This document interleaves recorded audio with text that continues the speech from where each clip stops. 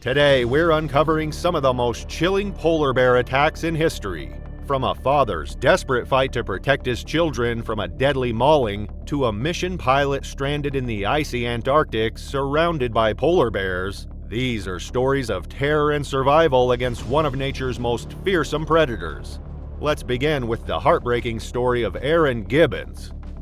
It was July 3, 2018 on the rugged shores of Sentry Island, a remote outpost about 10 miles from Arviat Nunavut. The waters stretched endlessly, cold and unyielding, with the rocky coast offering no comfort to those who ventured there. Aaron Gibbons, a 31-year-old father and experienced hunter, had brought his 3 children to the island by boat. They planned to fish and gather bird eggs, a simple outing to teach his kids the ways of the land and sea. Sentry Island was a familiar spot for Aaron and others in the area. The island was known for its abundant wildlife, including beluga whales and nesting birds. But it was also home to polar bears, apex predators capable of navigating both ice and land with terrifying ease. Though attacks were rare and none had happened in 18 years, Aaron knew not to let his guard down. Polar bears had been coming closer to human settlements in recent years, driven by shrinking ice and food scarcity. Their desperation made them unpredictable and dangerous. The day started peacefully as they boarded the boat and reached the island. The children, full of excitement, quickly scattered to explore, their laughter echoing across the shore. Aaron gathered them together to give a safety briefing, reminding them to stay alert and within sight. Standing on the shore, he watched with pride as they carefully searched the rocky terrain for bird nests. His rifle, however, remained on the boat, just a few hundred feet away, a choice that would haunt him later. While watching the children, Aaron noticed movement in the distance. A polar bear, its massive white frame blending into the rocky landscape, was stalking closer. Its ears were pinned back, its movements deliberate.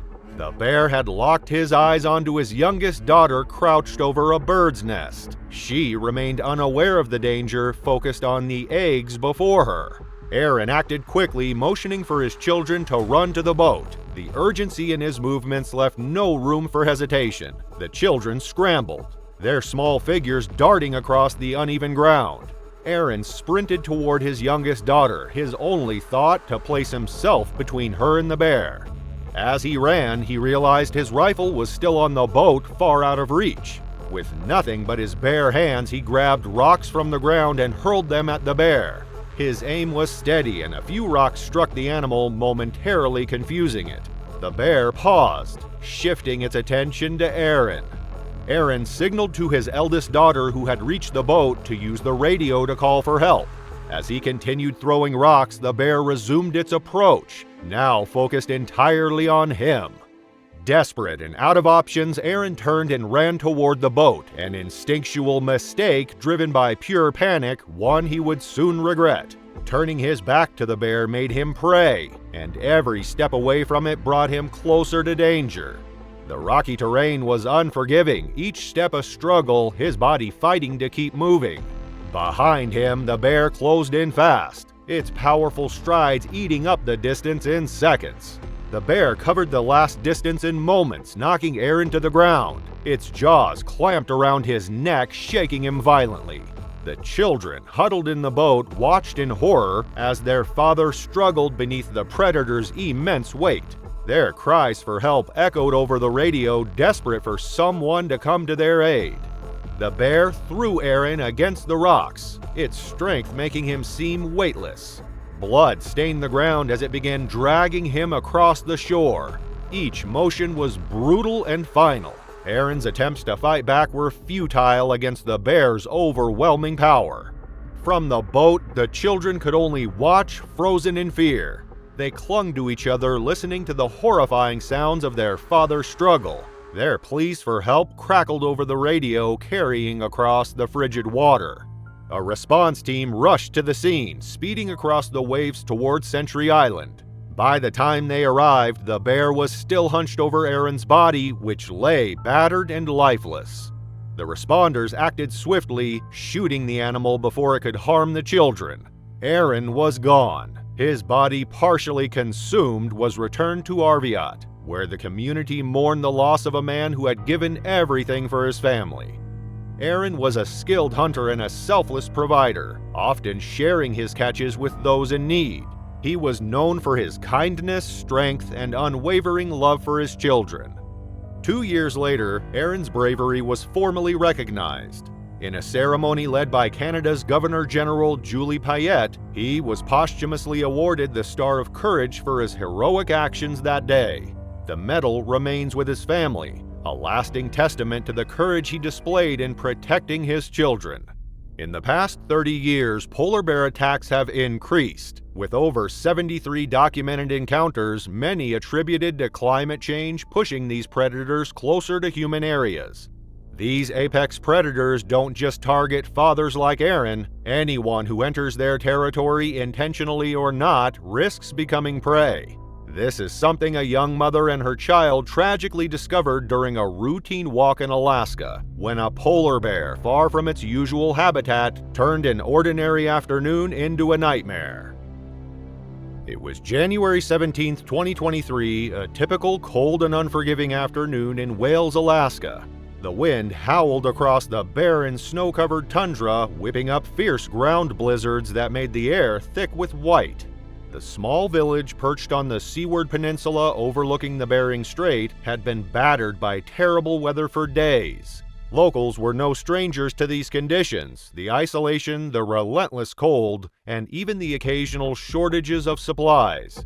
They had adapted to life here, where weeks could pass without a single plane touching down on the gravel runway. Among them was Summer Miomic, a 24-year-old mother who lived in the village. On this particular afternoon, she trudged through the blinding storm with her 1-year-old son, Clyde, cradled in her arms. It was a familiar walk, a short trip between the village's small school and medical clinic. Despite the wind howling and snow swirling so thickly it blurred the world around her, Summer pressed forward. She knew this path well, having walked it countless times before. The biting cold, the wind stinging her skin, the sheer emptiness of the land. This was all part of life here. Nothing about the moment felt unusual, nothing hinted at the danger that was silently approaching. A predator was nearby. Hidden within the blizzard, a polar bear moved with quiet precision. Its massive paws, each a foot wide, sank deep into the snow, the sharp claws digging into the frozen earth like ice picks. The bear's thick white fur camouflaged it perfectly within the swirling blizzard, a ghost moving silently through the storm. Driven by its extraordinary sense of smell, the predator had zeroed in on the village. Polar bears can detect prey from miles away, even through layers of ice and snow. Whether it was the faint scent of garbage or the unmistakable presence of humans that lured it, the reason no longer mattered. Today, it wasn't hunting seals or scavenging for scraps. It was hunting something much closer, and now it was almost there. As Summer and Clyde neared the school gates, the first sounds of chaos reached their ears. The bear had entered the village. Its rampage tore through the streets, scattering people in every direction as they rushed for cover, into homes, shops, and cars. The predator wasn't lost or wandering, it was purposeful, driven by hunger and the desperation of winter's cold. It crashed through the village, unrelenting, until its path led directly toward the school. Summer had no time to react. She and Clyde were too close to the gate, far too exposed. The bear spotted them instantly. Its massive frame slowed as if assessing its prey, then charged. The distance closed quickly, unstoppable and fearless. Inside the school, teachers froze at the windows, their faces pale as they watched the scene unfold. Children screamed as they saw the bear bearing down on Summer and her son. The teachers barely had time to pull students away from the windows. There was no calling for help. The attack was already happening. Summer tried to shield Clyde, but the bear struck first. Its enormous paw crashed into her, sending her sprawling to the ground. Before she could move, the bear lunged, its jaws sinking into her arm with brutal force. Her scream echoed across the frozen air, followed by Clyde's panicked cries. The predator wasn't finished. It turned on Clyde next, swatting him aside effortlessly. The boy crumpled, his small frame flung to the ground. The teachers could do nothing but stare in horror. The bear's savagery was swift and final. It paused only briefly over its victims before turning its attention to the school. The massive beast charged the building, its body slamming into the doors. The wood and metal rattled violently under the force of the blows, but the doors held for now. Teachers scrambled to herd the children into corners away from windows, urging them to stay quiet, stay hidden. Shaking hands bolted the doors as the bear's claws scraped against the frame, its heavy breaths audible through the thin walls. Inside, the air was suffocating with fear. The children, huddled together, trembled in silence as the walls seemed to shudder under each strike from the bear. Outside, the wind howled, carrying the beast's frustrated growls. Minutes passed like hours. Inside the Kingikimiut school, teachers and students huddled together as the sound of the bear outside grew closer. The principal had initiated an immediate lockdown. Doors were locked, blinds drawn, and whispers silenced. They waited, hearts pounding, knowing that if the door gave way, there would be nothing left to protect them. Outside, the storm raged, masking much of what was happening. Suddenly, a sharp gunshot cracked through the air, shattering the tense silence inside the school. The sound rang out like a thunderclap, and for a moment, everything paused. Some of the children gasped, while teachers exchanged uncertain glances. What had happened? Cautiously, a teacher pulled back the blinds just enough to see. There, at the school gates, the polar bear lay sprawled in the snow, still and lifeless. Relief washed over the room, though no one dared to speak. The bear had been killed by a local resident who, braving the blizzard, had retrieved a firearm and confronted the predator. The bear's attack had already claimed its victims, Summer Miomic and her 1-year-old son Clyde, but its threat to the rest of the community was finally over. Yet, help from outside the village remained unreachable. The worsening weather, whiteout conditions, and relentless blizzards had made it impossible for state troopers or rescue teams to fly in. The gravel runway, the village's only link to the outside world, was unusable. Planes that typically came and went were grounded. By the time rescuers and state troopers finally arrived the next day, there was nothing left for them to do. They could only cover the bodies of Summer and Clyde and transport them to the nearest facility. The grim reality had already set in. Both had been found lifeless near the path they had taken between the school and the clinic. The tragedy hit the village hard. Wales, which hadn't seen a polar bear attack in more than 30 years, was left shaken and grieving. Summer, known for her kindness and devotion as a mother, was mourned deeply, and the loss of little Clyde added a profound weight to the sorrow. In the wake of the attack, experts were shocked by the polar bear's behavior. Desperation had driven it inland, a rare occurrence in midwinter, likely due to shrinking sea ice from warming temperatures. The people of Wales, devastated by the loss, reflected on the urgent need for better protection. A once active polar bear patrol program, which had safeguarded the village for years, had been discontinued due to funding cuts. Without it, the community was left vulnerable to the return of an apex predator. Now, with the threat more real than ever, they were forced to face the consequences of that decision. While shark attacks often dominate headlines, polar bears pose a far more lethal threat. A single encounter has a 70% chance of becoming fatal. This was a statistic Sergei Ananov had to face firsthand after his helicopter malfunctioned, leaving him stranded in the unforgiving Arctic. Walking into a horror scenario, he found himself surrounded by polar bears, an apex predator whose presence turned his fight for survival into a nightmare. It was June 13, 2015, a day Sergei had been anticipating for years. With 5 world aviation records already under his belt, the Russian pilot was driven by an unrelenting desire to push the boundaries of human endurance and aviation technology even further. His goal was a solo flight around the world in a small, 1-ton helicopter, an incredibly ambitious task, especially for an aircraft designed more for training than long-haul adventures. But Sergei had never been one to shy away from a challenge. His previous records had proven that he was capable of extraordinary feats, and this was no different. He was born for this. Having already set distance records in the Robinson R-22 helicopter, including a non-stop flight of 4,000 feet from Moscow to Ufa in 2013, Sergei knew what it took to defy the limits. His earlier records had shattered over 50 years of aviation history, but nothing could prepare him for the enormity of this task. To fly a 1-ton helicopter around the world was unheard of. No one had done it before.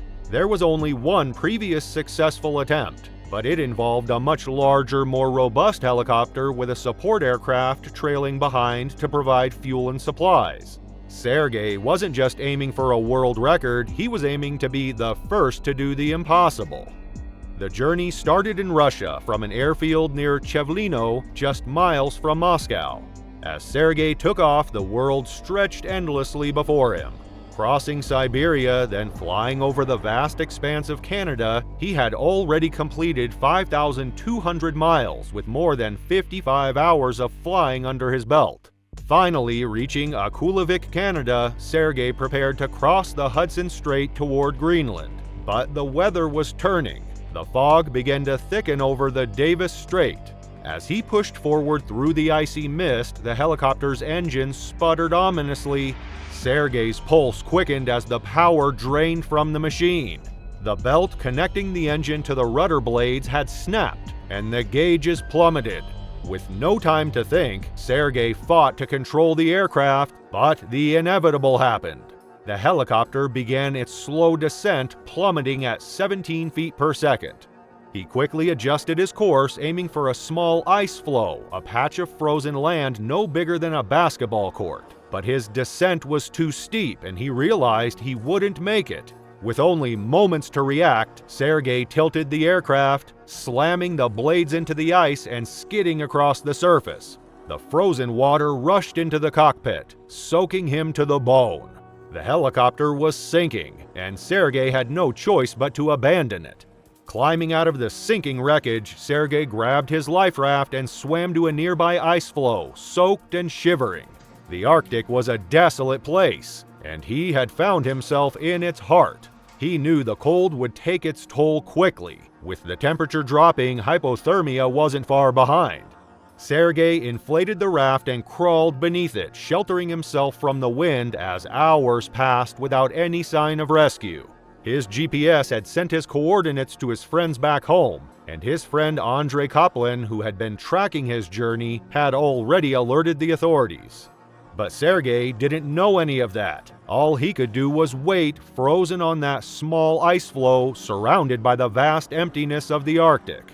It was then that he heard it, a subtle sound at first, the crunch of snow under heavy paws. He peeked out from beneath the raft. A massive polar bear stood a few feet away, sniffing the air. Its thick white fur contrasted against the snow as it moved closer, its paws compressing the snow with each step. Sergei was shocked, his body frozen, unresponsive. He was alone, miles from any help and utterly vulnerable. The polar bear continued its slow approach, and Sergei could see the ridges in its black footpads, the glint of its sharp teeth as it sniffed the air. The primal terror surged within him. There was no place to hide. Sergei had one choice: to make himself as big and loud as possible. With a surge of adrenaline, he flung himself from beneath the raft, arms flailing, screaming at the top of his lungs. The bear paused, startled by the unexpected display of aggression. It hesitated, then turned and bolted, disappearing into the fog. Sergei stood panting, his breath heavy and quick. He had chased a polar bear off the ice. The encounter left him shaking, drained, and barely able to stand. But there was no time to rest. The cold was biting, and he needed to conserve energy. The hours stretched on, but rescue never came. As night fell, Sergei heard the unmistakable sound of crunching snow again. Another bear had arrived. Sergei didn't have the strength to repeat his earlier stunt. His body was weak from the cold, exhaustion, and the lack of food. But in a final desperate act, he surged to his feet once more, flailing his arms and screaming. The bear paused, confused, before turning and disappearing into the night. By now, Sergei was beyond exhausted. His body was shutting down. The cold had numbed his senses and sleep was creeping in, a tempting escape from the endless struggle. As the hours passed, his thoughts drifted to his family, his wife Jane and their children, and the life he had left behind. He wondered with a sinking feeling how much longer he had. In a few hours, it might all be over.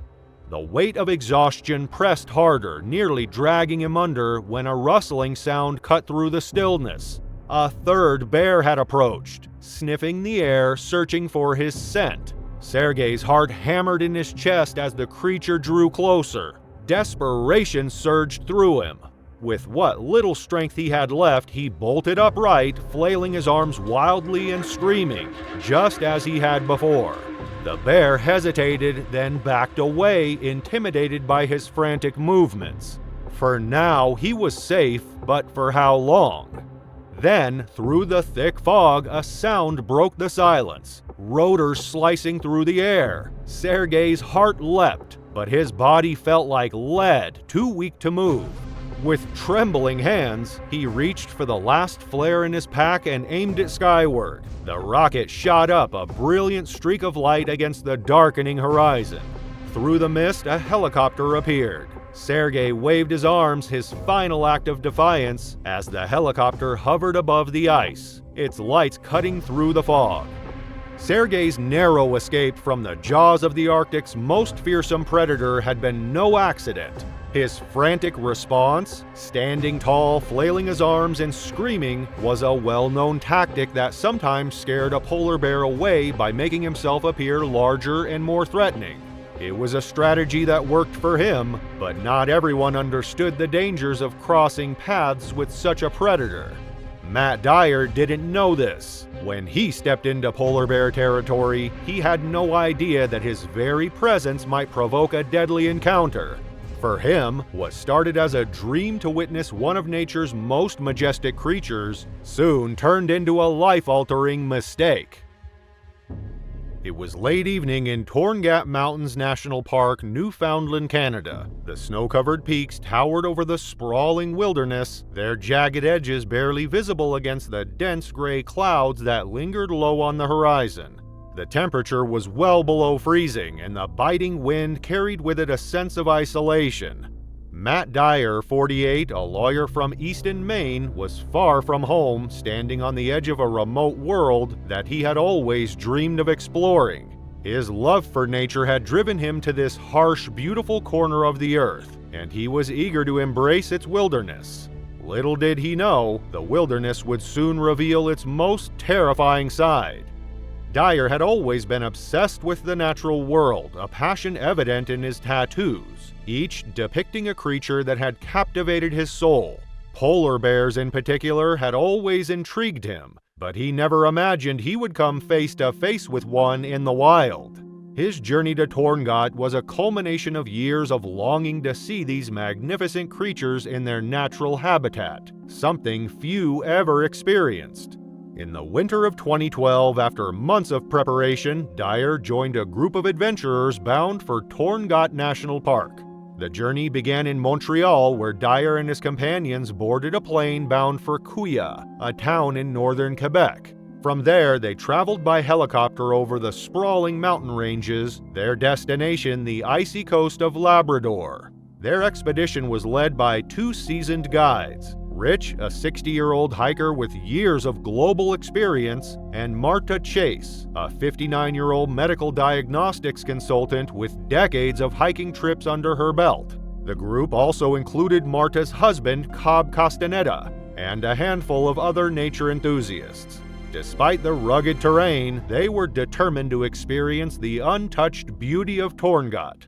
The group's first sighting of a polar bear was everything Dyer had hoped for. A mother and her cub, a few hundred yards away from their camp, appeared before them as they set out for an early morning hike. The bears were a serene spectacle, a far cry from the violence that Dyer would soon witness. The group marveled at the creatures from a distance, taking in the beauty of the scene before retreating back to camp for breakfast. That afternoon, the group continued their hike, exploring the vast wilderness of the park. The terrain was breathtaking, with towering snow-covered mountains, icy lakes, and crystal-clear waters stretching into the distance. But as the group took a break near their camp at 4 p.m., the calm was shattered. Dyer's eyes fixed on a figure in the distance, moving steadily toward them, a full-grown male polar bear. The bear was enormous. Standing at 10 feet tall, its broad white coat seemed to shimmer against the harsh backdrop of snow and ice. It was a predator, its gaze fixed on the group. Dyer felt a chill run down his spine as the bear neared, its tongue flicking out and its nose raised, sniffing the air. The group immediately sprang into action, trying to intimidate the bear by shouting and grouping together. It did little to deter the beast. It continued its advance, closing the distance between them. Rich wasted no time. He pulled out a flare gun and fired it into the air. The flare landed just ahead of the bear, causing it to pause briefly before turning and running off. The group, relieved for the moment, hurried back to camp, feeling the adrenaline of their close encounter. But Matt Dyer couldn't shake the feeling of unease. The bear hadn't left. It lingered, watching them from a distance, waiting. The electrified fence surrounding their camp was supposed to keep them safe, but Dyer wasn't convinced. He couldn't shake the feeling that the bear was studying them, learning their movements. He spent the next hour outside his tent watching the bear through the falling rain, his mind racing with thoughts of what could happen next. As the hours passed, exhaustion finally took hold and he returned to his tent to sleep. The next day, the bear was still there, watching from afar. The group observed it through binoculars, but it remained calm, seemingly unbothered by their presence. They spent the day hiking and taking in the beauty of their surroundings, unaware of the danger lurking just beyond their camp. The bear had not gone far, and by the time night fell, it had disappeared, gone without a trace. But something was wrong. On the morning of July 24th at 3:30 a.m., the group was jolted awake by the sound of blood-curdling screams. Dyer's tent was under attack. The electrified fence had been breached. The massive polar bear had broken through, its jaws sinking into Dyer's flesh. Rich was the first to react. He grabbed his flare gun and rushed from his tent, firing flares into the night. The bear, however, was not deterred. It dragged Dyer from his tent by the head, flinging his body around as if it were nothing more than a rag doll. The group could only watch in horror as the bear tore into Dyer, its powerful jaws crushing bones and tearing through flesh.